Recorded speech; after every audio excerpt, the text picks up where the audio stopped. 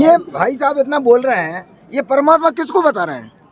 किसको परमात्मा? देखिए परमात्मा कबीर साहब हैं, उसके अवतरित एक मिनट कबीर साहब पे रुक जाइए आप।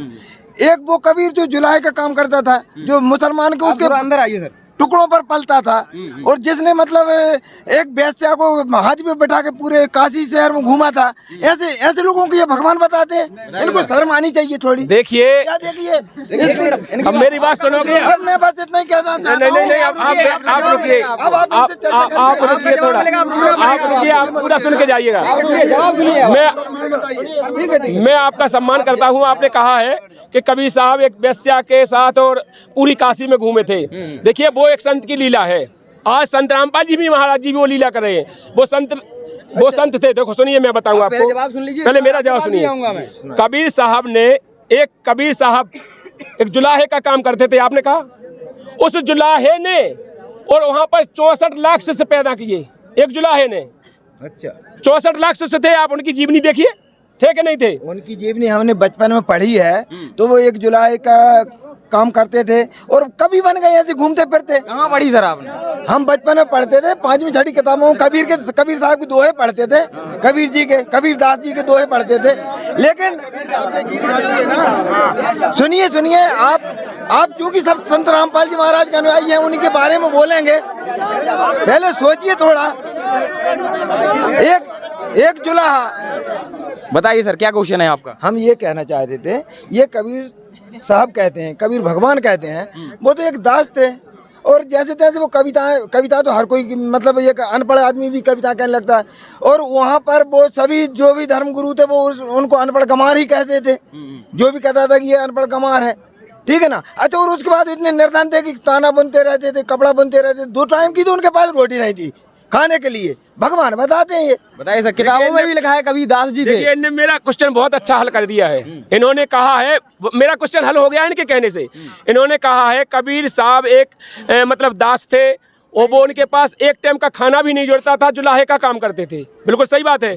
लेकिन वो भगवान कैसे हो गए? मैं इसीलिए तो कह रहा हूँ कि जब एक जुलाहा जो ताना बुनता हो, और वो लाखों करोड़ों लोगों का भंडारा 3 दिन तक चलवा दे काशी में। और नकली धर्म गुरुओं ने निमंत्रण दिया था संत कबीर साहब के नाम से कि कबीर साहब एक भंडारा कर रहे हैं, 3 दिन तक भंडारा चलेगा, और काशी में आओ लोगों, और सबको एक एक असरपी देगा, एक एक दोहर देगा। तो वहाँ पर पूरे विश्व के आप देखिए ना, कबीर सागर को पढ़िए, नहीं सुना तो आप उनकी लीलाओं को पढ़िए। तो उन्होंने कहा था, तो पूरी काशी में इतना बड़ा भंडारा 3 दिन तक चला। पूरी पृथ्वी के जितने भी संत थे सब पहुंच गए थे भूखे नंगे। देखो भाई साहब, आप तो ये रामपाल जी महाराज के लिए आप कह रहे हैं कि ये भंडारा कर रहे हैं, ऐसे उन्होंने किया होगा, ऐसा ये कर रहे हैं, ऐसा कुछ नहीं है। देखिए मैं इसीलिए कह रहा हूँ कि एक जुलाहा इतना बड़ा भंडारा करा सकता है? आप बताइए। आज संत रामपाल जी महाराज जी भी, इसका कहाँ प्रमाण है कि उन्होंने भंडारा कबीर सागर में है ना। जब कबीर साहब की रचना पढ़ना है तो कबीर सागर पढ़ना होगा ना सर। प्रमाण है सर ऐसा? कबीर सागर को पढ़िए ना आप। देखिए हमने कबीर जी के उनके दोहे पढ़े हैं, उनमें तो कहीं ऐसा नहीं लिखा कि इन्होंने भंडारा किया। ये कबीर सागर को भी पढ़ लीजिए, और गरीबदास जी का अमर ग्रंथ है, गरीबदास जी की वाणी में लिखा है, उसको पढ़ लीजिए। संत रामपाल जी महाराज जी ने सभी सदग्रंथों से भी प्रमाण किया है, उनको पढ़िए। अब अकेले कहने मात्र से कुछ नहीं होगा, आप प्रमाण देखिए। जो हमने पढ़ा वही बता रहे हैं ना हम तो। अच्छा ये बताइए, मान लीजिए भगवान है, आपके बताए अनुसार संत हैं, लेकिन ये वेश्या के साथ घूमना, उसके गले में हाथ डालना, दारू पीना, ये कोई अच्छा काम है क्या? बताइए, भगवान के काम है ये भगवान का काम है। उनके 64 लाख शिष्य हुए थे। जब उनके 64 लाख शिष्य हो गए तो वो जानना चाहते थे कि हमारे जो शिष्य हैं, हम इनको सब सुख दे रहे हैं। मतलब कबीर साहब जी पूरे सुख देते थे उन्हें। तो वो चाहते थे कि हम इनकी परीक्षा लें कि ये सही तरह से हमारी भक्ति कर रहे हैं, हमको पूरी तरह से भगवान मानते हैं या नहीं मानते हैं। क्योंकि जब भी गुरु आता है तो वो शिष्य की परीक्षा लेता है कि जी हमारे सही नियम पे चल रहा है, हम इसका मोक्ष करेंगे कि नहीं करेंगे। तो उन्होंने वो लीला की थी। यदि हमारे सच्चे आप करो तो रामलीला, हम करें तो हड़दंग लीला। आज हम किसी लड़की के साथ, किसी के साथ कोई फोटो खिंचवा लें तो वो मतलब हम वैसे वृत्ति करने लगे। फोटो उतरवाना अलग चीज हुई। उन्होंने तो सर्वत्र घूमे थे। आप बताइए कहाँ दारू पी थी? उन्होंने दारू पी थी? आपने कहा कहाँ लिखा है कि दारू पिया? बताइए हमें प्रमाण करके। हाथी पर बैठकर काशी में निकले थे, उन्होंने गंगा जल को हाथ में लिया था, गंगा जल की बोतल। आप बताइए कहाँ लिखा है? प्रमाण बताइए आप। सुनिए, मैं अगर एक उसमें बोतल में दारू पीने लगूं और मैं कहूँ नहीं ये तो गंगा जल, ये नर्मदा आप जल। समझिए, पहले इनका कहना ये है कि उन्होंने दारू नहीं पी थी, वो गंगा जल था। इसका प्रमाण भी है सर, इसका प्रमाण है क्या? हाँ, इसका प्रमाण है कबीर सागर में, इसीलिए तो मैं कह रहा हूँ। देखिए, यदि आपको अपने पिताजी की जीवनी चाहिए तो उनके जो फोटो मतलब ग्रंथ मतलब जो उनके सर्टिफिकेट होंगे उनमें देखोगे कि नहीं देखोगे? उसी से प्रमाण मानोगे कि नहीं मानोगे? या हम अपने पिताजी की अगर आप बल्दिया बताएंगे तो हमारे जो आधार कार्ड है, हमारे पैन कार्ड है, इनको देखोगे जब ही मानोगे कि नहीं मानोगे? इसी तरह कबीर साहब का अगर जीवन परिचय पढ़िए, कबीर साहब के ग्रंथ को पढ़िए, उसमें देखिए कि उन्होंने क्या पिया, क्या लीला एक विधवा ब्राह्मणी के पैदा हुए थे। कौन कहता है कबीर साहब एक हम विधवा? आपको पुस्तकों में बता देंगे, पुस्तकों में कहाँ, लिखा है। कौन पुस्तक में सर लिखा है सर पुस्तकों में सर। कबीरदास जी की बताइए आप। पुस्तकों में लिखा है। देखिए, आप बताइए हमें प्रमाण। देखिए सर, कक्षा 10 की किताब में भी लिखा है कबीरदास जी के जीवन परिचय में। कहाँ लिखा? मैं यही तो कह रहा हूँ।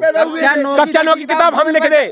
देखिए, कौन से ग्रंथ से लिखी है कक्षा 9 की किताब? कौन से ग्रंथ से लिखी है? वेरीफाइड है मध्य प्रदेश अरे यार, सरकार की वेरीफाई, हम अगर आज कोनो चीज लिख जाए तो वह वेरीफाई हो जाए तो हो जाएगी। आज जैसे मोदी जी ने नाम सरकार बताया, छाप रही है सुनिए, सर। आप हमें बताइए, हमारी एक बात बताइए आप, सुनिए, यदि मान लीजिए कि हम गलत बोल रहे हैं कि ये विधवा ब्राह्मणी से पैदा नहीं हुए, वो तो ऑथेंटिक पुस्तकों में जो गवर्नमेंट को उसमें अपन पढ़ते भी हैं उसमें भी लिखा है उनकी जीवन परिचय में।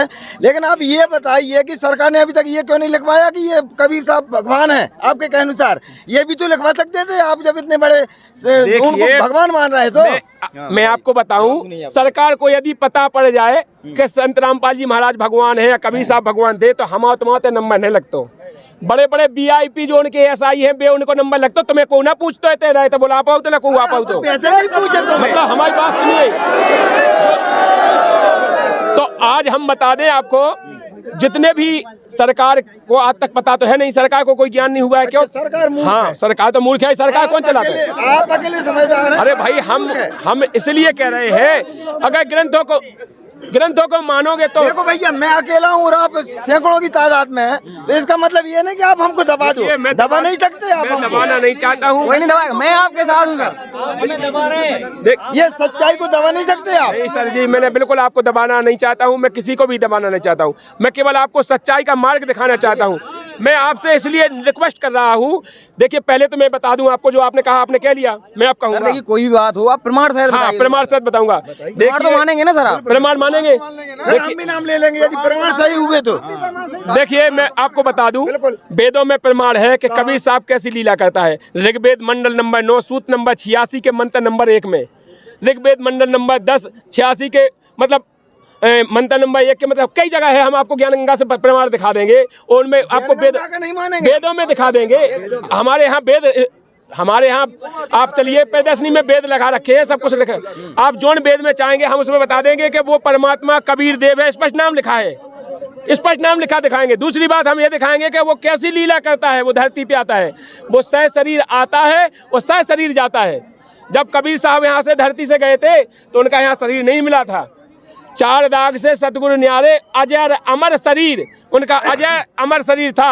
वो यहाँ से जब गए थे तो यहाँ से वो जाने के बाद फूल मिले थे। उन्होंने हिंदू धर्म के चेला थे, उनके मुसलमान धर्म के चेला थे। दोनों राजाओं को धर्म के तो वो थे ही नहीं, मुसलमान थे यार। हिंदू धर्म के थे, चेला क्यों नहीं थे? उनके तो राजा भी चेला थे भाई। राजा भले चेला बन गए हो लेकिन वो खुद मुसलमान थे कबीर वो कभी बिल्कुल मुसलमान। आपने अब दोनों बात पक्ष कर रहे, जुलाहा और मुसलमान यहाँ दोनों अलग अलग हुई। क्यों मुसलमान जुलाहा किसे कहते हैं? आप सनातन बोल रहे हैं, जुलाहा मुसलमान की ही कौम में आता। हमारे यहाँ मुसलमान कोई जुलाहा बोलते हैं। बिल्कुल आप गलत कह रहे हैं। हिंदू जो ताना बुनते हैं, हिंदुओं में मैंने देखा है, हिंदुओं में ताना बुनते हैं तो क्या मुसलमान है? नहीं, वो बकरा ईद हिंदुओं में ताना बुनते हैं वो मुसलमान है? हमारे यहाँ तो ताना बुनने से मुसलमान हमारे यहाँ ईद सर यहाँ पर बात धर्म की नहीं है, बात भगवान की चल रही है, तो भगवान के विषय में बताइए आप लोग। तो देखिए, मैं धर्म की बात मत कीजिए, आप भगवान के विषय में। मैं आपको बता दूं, वो किसी भी जाति के थे। कबीर साहब जी की वाणी है, जाति ना पूछो साधु की, पूछ लीजिए ज्ञान। मोल करो तलवार के पड़ी रहे हिंदू में। तो देखिए, मैं इसलिए कह रहा हूं कि कबीर साहब जब धरती पे आए थे तो सह शरीर आए थे, कमल के फूल पर जाकर के काशी में लहरतारा तालाब में प्रकट हुए थे। हमने कहीं ये नहीं पढ़ा। देखिए, ये पढ़ा है, मैं आपको पढ़ा दूंगा। ब्राह्मणी से देखो आप, मैं आपको डाल गई थी वो, आप मानोगे, उसको उठा के ले आए। मैं देखिए, कबीर साहब को लिए आपको जानना होगा तो कबीर साहब की जीवनी में कबीर सागर में देखना होगा। कबीर सागर में स्पष्ट प्रमाण है और कई ग्रंथों में प्रमाण है कि कबीर साहब सह शरीर आए थे और आकर के काशी में लहरतारा तालाब में प्रकट हुए थे। वो किसी माँ के जन्म से नहीं लेते हैं। कहाँ प्रमाण है ये भी बताइए सर आप। हाँ, कबीर सागर में प्रमाण है। भाई प्रकट तो हमने तो सिर्फ राम जी को देखा, भय प्रकट कृपाला दीन दयाला कौशल्या हितकारी, कौशल्या काय खो गई? या फिर कृष्ण भगवान प्रकट हुए, या फिर कृष्ण भगवान प्रकट हुए जंजीर तोड़ के और फिर जेल से बाहर चले गए थे। देखिए आप कह रहे हैं अभी कबीर साहब की, अब आ गए आप रामचंद्र जी के, ये बोल रहे हैं कि आप बोल रहे कबीर साहब प्रकट हुए। देखिए प्रकट, राम जी भी प्रकट हुए। रामचंद्र जी प्रकट नहीं हुए। रामचंद्र जी अगर प्रकट होते हैं तो उनकी 3 उड़ानियन के लाने काय खोया उन ऋषियन के पास भेजते। अगर प्रकट होने थे तो उन्हें काय खिलाने भेजी थी कि उनके गर्भ धारण हो जाए। उन ऋषियन के पास काय को भेजे, तो कौशल्या को, सुमित्रा को काय भेजी थी। देखो साधु संतों के पास खीर काय खिलाई थी हमें, जा बताओ। अगर जब प्रकट होने थे, यज्ञ कराए जाते हैं, उनसे हमारे लाभ मिलता है। अरे यार भैया, हम आपसे जा चाह रहे, नहीं हाथ मत जोड़ो, हम तो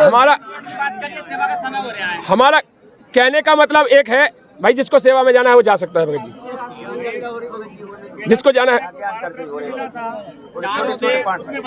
आप लोग, मैं आपको बताऊं, यदि रामचंद्र जी अगर प्रकट हुए तो इन तीनों रानियों को खीर क्यों खिलाई गई, क्यों हवन करवाया गया, क्यों ऐसा किया गया, बताइए। अगर प्रकट होना था तो ये तो भगवान की लीला होती है। हमारे यहाँ सीता जी भी जमीन से प्रकट हुई, जमीन से पैदा हुई हल हाँकते वक्त, है ना, तो खीर से नहीं पैदा हो सकती। ये भगवान चमत्कार करते हैं हमारे। देखिए, तो इसी तरह मैं भी कह रहा हूँ कि कबीर साहब प्रकट हुए थे, इसीलिए मैंने आपको बताया है। कबीर साहब फूल पे प्रकट हुए थे, कमल के फूल पे लहराता तालाब में नीरू नीमा उनको उठा के ले गए, उनने लालन पालन किया, उनको मुसलमान बना दिया, जबकि वो नीरो नीमा मुसलमान नहीं थे, वो ब्राह्मण ब्राह्मणी थे, उनके औलाद नहीं थी। उस औलाद ना होने के कारण ये मनगढ़ंत कहानी नहीं मानते। मनगढ़ंत नहीं, कहाँ प्रमाण है सर, कहाँ प्रमाण है? मनगढ़ंत तो आप बोल रहे हैं ना, कबीर सागर में है यार, कबीर सागर में प्रमाण। मैं कबीर सागर में प्रमाण दे रहा हूँ। हमारे ना तो गीता में प्रमाण है कि कबीर साहब, गीता वेदों में प्रमाण है कहीं? वेदों में प्रमाण है कबीर साहब भगवान है। आप एक काम करना, नहीं रुको, अभी आप कहाँ जा रहे हैं? जैसे ये बोल रहे हैं ना, तो इनको काम करो, गीता में निकाल कर दिखा सकते हो, दिखा दो तो फिर हो सकता है। ये लिखा है प्रमाण, आप देखिए, ये लिखा है वेदों में प्रमाण, आप देखिए, पढ़ लीजिए, देखिए वेदों का स्क्रीनशॉट ये लगाए हैं, वेद मंत्र है, पढ़ लीजिए आप।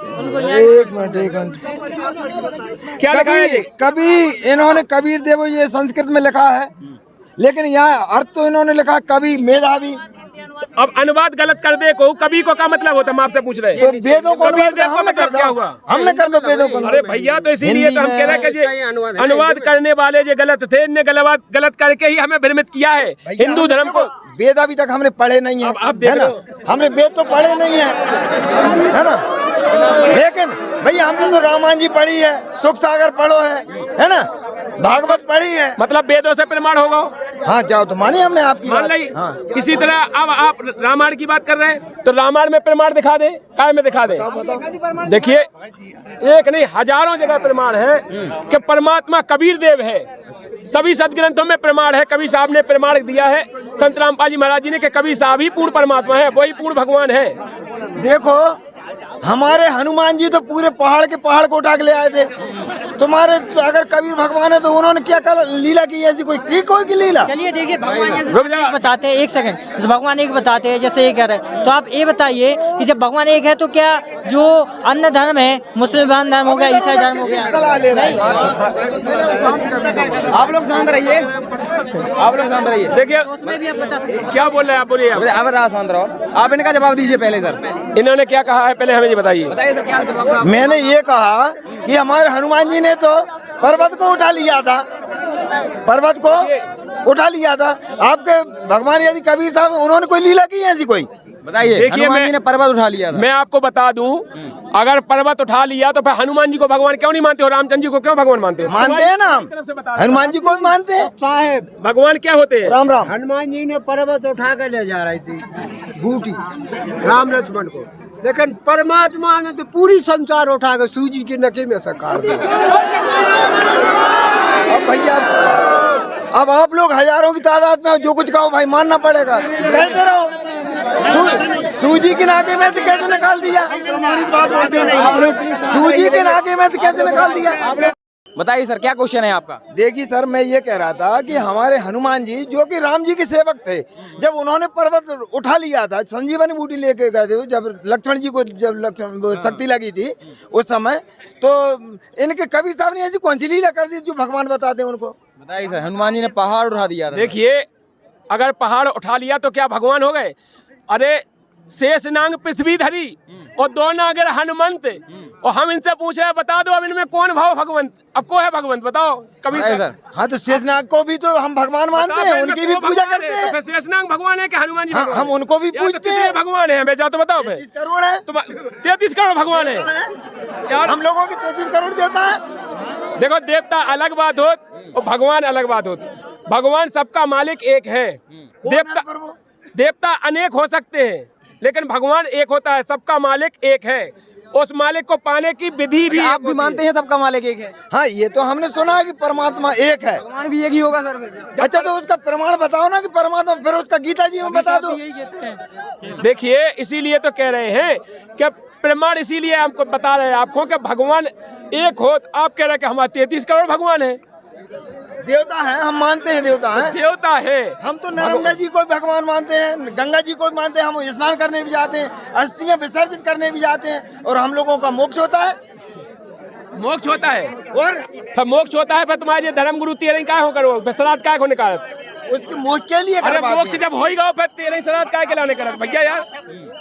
देखिए क्या होता है कि जैसे हमारे उसमें गमी में कोई आता है तो फिर उसके लिए भोजन तो कराना पड़ता है, तो उनकी श्राद्ध भी निकालते हैं। देखिए मैं आपसे यही कह रहा हूँ कि जब हमारे पूर्व जनों का, जैसे हमारे सनातनी धर्म वाले हमारा मोक्ष कराते चले आ रहे हैं।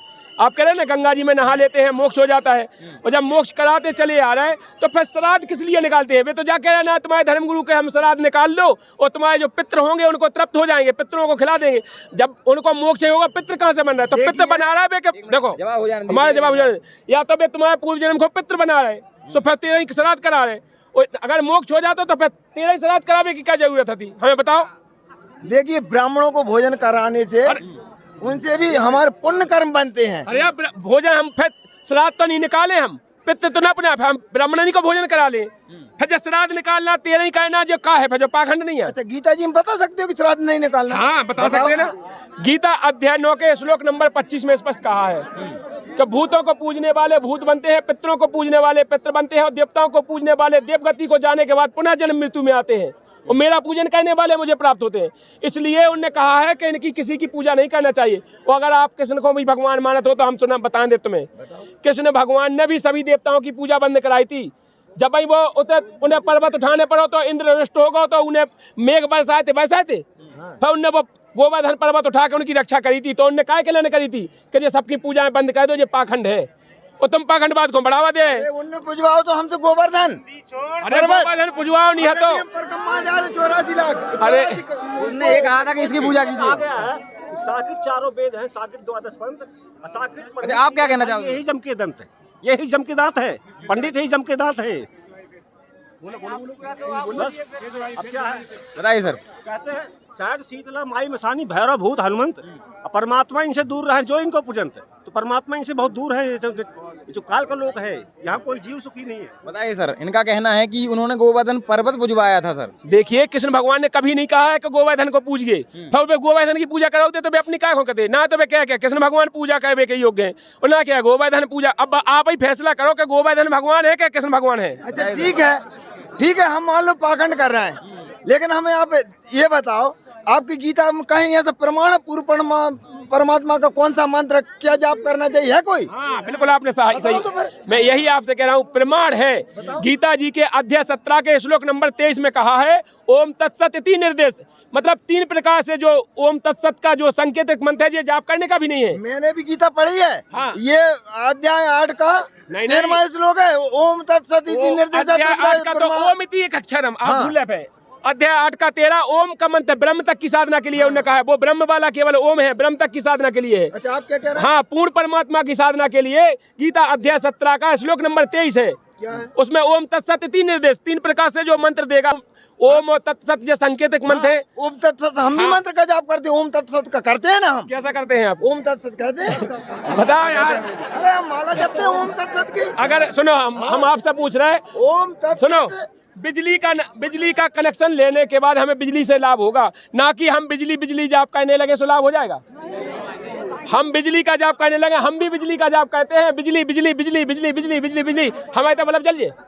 तो बिजली कोई जाप करने की वस्तु तो हम है, इसीलिए तो कह बिजली रहे तो हैं जलाने के लिए। ओम तत्सत जाप करने वाला नहीं है, संकेतक है, उसमें स्पष्ट कहा है कि वो तत्वदर्शी संत खोलेगा। ऐसे निर्देश है, ये तो वो कोड वर्ड है, उसे तत्वदर्शी संत खोलेगा। वो आज पृथ्वी पे तत्वदर्शी संत रामपाल जी महाराज जी के अलावा दूसरा कोई तत्वदर्शी संत है ही नहीं। तो फिर उसमें बताओ कि कौन कौन भगवान है तुम्हारे गीता में, फिर उसमें बताओ तो आप गीता में कौन कौन भगवान हो, कौन भगवान को कौन सा मंत्र, जो भी तो हुए परवा में। हाँ, तो उसमें ब्रह्म भगवान के लाने जी ने गीता बोली, उन्हें कही कि अगर मेरी पूजा करना चाहता है तो जो आप कह रहे थे 8 का मंत्र नंबर 13, वो उसने अपने लाने ओम मंत्र बताओ कि अगर हमें तक तुम साधना करना चाहता है ब्रह्म लोक तक जाने के लिए। उसमें फिर बाद में उसने जा भी लिख दी कि ब्रह्म लोक के जाने के बाद प्राणी पुनः जन्म मृत्यु में आता है, मोक्ष नहीं होगा। वो यदि पूर्ण मोक्ष चाहता है तो फिर कहा है अध्याय 18 के श्लोक नंबर 62 में कि हे अर्जुन, उस तत्वदर्शी संत की शरण में जा, उसकी कृपा से सनातन धर्म और शाश्वत धाम को प्राप्त होगा, लौट के जन्म मृत्यु में नहीं आएगा। अच्छा, हम लौट के जन्म मृत्यु में आप ब्रह्म लोक में जावे के बाद और आओ ही कहा जो सच्ची कह रहे गीता कह रही, हम थोड़ी कह रहे हैं, तुम्हारी गीता जी कह रही, तुम्हारी भैया जी देखो हमारे आपकी गीता जी कह रही, हमारे राम जी कहते हैं, रामा जी हमने पढ़ी तो नहीं है, लेकिन कहते हैं कि जब मेरे सन्मुख जीव होते तो बाकी कोटि जन्मों के पाप है उसके नाश कर देता हूँ मैं, है नहीं। राम जी ने कही है, मतलब बताइए सर। देखिए हमें बताइए, आप कह रहे देखो भाई हम तो इनकी बात पकड़ेंगे। इन्होंने कहा है कि राम जी कह रहे हैं कि हमारे सन्मुख आ जाए जो कि करोड़ों जन्म के पाप मोक्ष हो जाए। फिर राम जी के मोक्ष का नहीं भाई, कैसे नहीं भाई, हमें बताओ। फिर राम जी को अपना बदलो देवे काय किशन जी बन के आने पड़ो। ये क्या है, श्राप दी थी नारद जी ने, उन्हें लीला करी थी। आप ही के बात मुँह से सुन रहे हैं हम, श्राप दी थी। जब उनकी खुद की श्राप नहीं कटी तो मोक्ष कैसे हो जाए यार? तुम सनक सोचो तो बुद्धि है तुम्हारी क्या? जब उनकी खुद की श्राप ही नहीं काट पाई तो मोक्ष कैसे हो जाए यार? जो तो मानना पड़े आपकी बात, लेकिन ये तो मानना पड़ेगा। राम जी ने नहीं, तुम्हारे राम जी ने बाली को मारो तो पेड़ की ओट में हो मारो तो। फिर जब वे कृष्ण अवतार में आए थे तो उनकी कृष्ण अवतार में आने के बाद एक भील ने मारो तो, उन्हें पाँव में पदम में तीर मार के भील ने मारो तो। तब उनने कही थी कि हमारा तुम्हारा बदलो पूरा होगा। भीलिया से कही थी कि तुम चिंता नहीं करो, हमारा तुम्हारा बदलो है, तो हमने तुम्हें बाली रूप में मारो तो आज तुमने हमें मार दो, हमारा तुम्हारा बदलो पूरा होगा। उनने जय उनसे कही थी वाली से कि भाई तू मेरे अगले जन्म में मुँह से बदलो ले लेगी, इसलिए उनने मतलब फिर मोक्ष कहाँ से होगा उनको? अब समझो जब अगले जन्म में भी उन्हें आओ मोक्ष, फिर मोक्ष कहाँ से होगा? मतलब पर इतना लौट के नहीं आए, मोक्ष होने के बाद। मोक्ष होने के बाद कहाँ है? गीता कह रही मोक्ष किसे कहते हैं सर? इसी को कहते हैं। देखिए मोक्ष होने के बाद प्राणी लौट के जन्म मृत्यु में नहीं आएगा, स्पष्ट लिखा है गीता जी में। तो जन्म मृत्यु में नहीं आएगा तो उसका मोक्ष हो जाएगा। वो सनातन धर्म शाश्वत धाम स्पष्ट लिखा है, शाश्वत धाम माने सतलोक चला जाएगा। वो तो फिर अवतार लेके आते हैं जन्म मृत्यु में नहीं, अवतार लेके आते हैं जैसे राम जी का, फिर कृष्ण भगवान का। अरे यार अवतार तक काय खोले हैं? अवतार जब मोक्ष हो जाए तो मैं चाहूँ दूसरा है। अरे हमें अगर कोई भगवान बना दे तो हम तो अब मर जाए और अब भगवान बन जाए, राम बन जाए। क्या है, पापियों को खत्म करने आते हैं ना। अरे देखिए बढ़ जाते हैं धरती, फिर दूसरा पापी काय पैदा हो जाता? अगर पापियां नहीं को मारा ना होता ही वे तो हर युग में पापी पैदा काय हो जाता? बंद करो जी, वो मानने को तैयार नहीं है और हम हमारे भगवान को छोड़ने के लिए तैयार नहीं। मानने तैयार मानवे आप नहीं है। आप बताओ अगर तुम्हारा भगवान पापियों को मारा ना हो तो मान गए हम आप? रावण मारो, कंसे मारो, भगवान मारा था, सिंह मार दे सो भगवान हो। पापियों है तो मारने पड़े, मार दे सो भगवान हो का नहीं हुए तो हम बंदूक पकड़े ले सबको मारे दे तो कम हम भगवान हो जाए?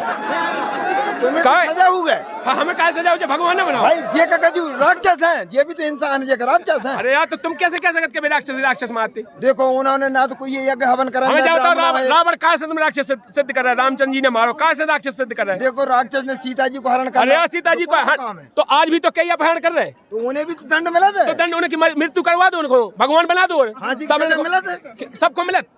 अरे जो दुष्कर्म करता है उसको मिलती है। मारवे भाव भगवान नहीं हो सकत, मारवे भाव भगवान हो सकत कमू? भगवान तो सर्व सुख देने वाला होता है। अच्छा, तुम्हारे जैसे कबीर साहब भगवान, हाँ कबीर साहब कोई ये जिंदा करो, वो सर्व सुख देने वाले हैं। कोई ये जिंदा करोगा उन्हें? हाँ लाखों जिंदा किए, लाखों। देखिए हमें एक प्रमाण बता दो तो। बताइए सर। देखिए मैं प्रमाण बता दो। पहले तो मैं बता दूं, जो शेख तकी नाम का उनका एक पीर था फकीर, उसकी लड़की मर गई थी। अच्छा, इसका प्रमाण कहाँ, ये भी बताइए। कबीर सागर में, इसका प्रमाण कबीर सागर में है। शेख तकी नाम का जो फकीर था उसकी लड़की मर गई थी, तो उसने कहा था इसी प्रकार जैसे आप कह रहे हैं कि हम जब कबीर साहब को भगवान मानेंगे जब हमारी बच्ची को जिंदा कर दे। कब्र में दबा रखी थी तो उसको मरने के बाद दवाई निकलवाने के बाद 8 दिन बाद वो कबीर साहब ने उसे जिंदा किया था। आज प्रमाण है, आज देख लीजिए कवि सागर में देखेंगे कमाली नाम रखा था उसका। और एक बार फिर उसने परीक्षा ली कि नहीं ये तो एक पाखंड है। उसने कहा कि हम जब जानेंगे मुर्दा को जिंदा कर दे, तो उनने कमाल नाम के लड़के को, वो बहता हुआ मुर्दा आ रहा था, उसको जिंदा किया था। आज प्रमाण देख लिए कवि सागर में, उसका नाम कमाल रखा था। हमारे कृष्ण भगवान पैदा होते ही से जेल में से जंजीरें तोड़ के और फिर बाहर आ गए थे। ऐसा करो कजू आपके कबीर भगवान ने कजू, ऐसा प्रमाण है कजू? देखिए आपके कृष्ण भगवान ने जंजीरें तोड़ी थी, और आप अगर कबीर साहब जी का चरित्र पढ़िए तो कबीर साहब को तो गंगा में डुबा दिया था। सवा पैर गोले दागे थे कबीर साहब के ऊपर, राजा ने सवा पैर गोले दागे थे, लेकिन कबीर साहब का बाल बांका नहीं हुआ था। एक बात बता दो, वो एक बात बता दो, तुम सबके सब का चिल्लाने लगा, तो मैं अकेला हूँ और तुम इतने हजारों आदमी सबके सब का चिल्लाने लगा। तो भाई अगर मैं सही बात कह रहा हूँ तो तुम वो दबा भी खिलाने, नहीं आपको कोई नहीं दबाएगा। नहीं आपको दबा नहीं रहे, फिर आप अकेले बोलोगे तो पूरे के पूरे में देखो हम बताएं आपको कहना है। नहीं आप बताओ गलत है आप ना, भैया ये एक बात और हम आपको आखिरी समझाना चाह रहे हैं। आपने कही कि जंजीरें तोड़ दी थी, जंजीरें तोड़ने से भगवान सिद्ध हो जाते।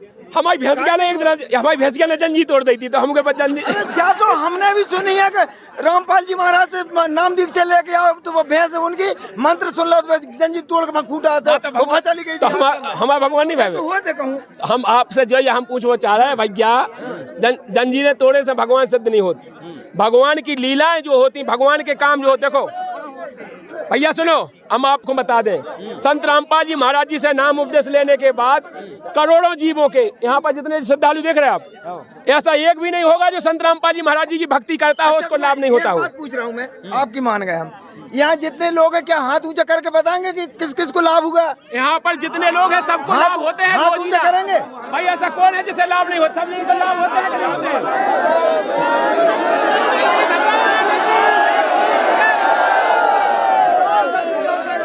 देखिए यहाँ पर जितने जीव हैं सभी को संत रामपाल जी महाराज जी की भक्ति करने के बाद लाभ होते हैं। ठीक है, तो अब मैं भी कबीर सागर को पढ़ूंगा, फिर देखूंगा उसमें क्या है आपकी लीला। ठीक है सर, धन्यवाद सर। तो आप बोल दो। तो दर्शकों देखिए आज की जो डिबेट है वो समाप्त हो चुकी है। वीडियो को लाइक कीजिए, चैनल को सब्सक्राइब कीजिए। मिलते हैं किसी अन्य डिबेट में।